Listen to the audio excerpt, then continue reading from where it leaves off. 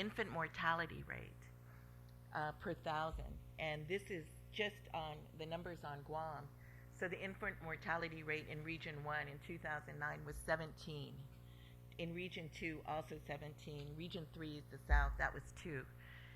These numbers, these are from 2009, and I just saw recent numbers, I don't have them with me, for 2012. But the infant mortality rate of Guam is twice that of the United States. This is shaken baby syndrome. These are kids in poor houses where there's violence. These are kids where maybe the elderly grandmother with Alzheimer's watching 5 kids and a baby rolls off a bed. These are young mothers leaving their kids and going out.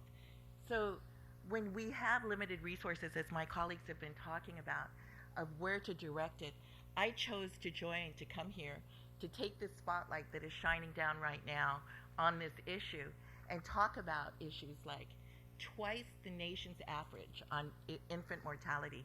These are solid numbers. And when you go through budgets and when you introduce legislation, what can you do to tackle this? I think it might have to be more subsidies to child care centers, more community center work, more social workers, quicker justice, more people at the courts. Here's another one. Risk indicator, poverty, total Gura housing units. All of these statistics that paint the story, total in percent of high school dropouts by village, gives you the exact numbers. These are the kind of statistics that are available. Premature birth, low birth weight.